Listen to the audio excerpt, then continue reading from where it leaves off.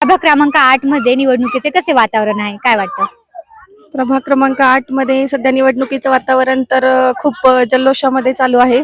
सगळेच उमेदवार त्यांच्या पद्धतीचा प्रचार हा खूप जल्लोषात चालू आहे.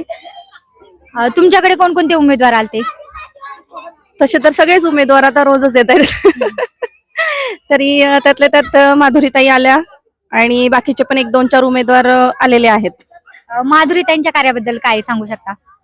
माधुरीताईंच्या कार्यामध्ये चांगलं आहे त्यांचं कार्य. म्हणजे सर्व जनतेशी सुसंवाद पण त्यांचा चांगला आहे. परत कोरोनाच्या काळामध्ये पण त्यांनी बऱ्यापैकी सगळ्यांना चांगली मदत केलेली आहे आणि सामाजिक कार्य बाकी जे पण काही सामाजिक समस्या असतील सर्व नागरिकांच्या त्या पण सोडवण्याचा त्या परिपूर्ण प्रयत्न करतात.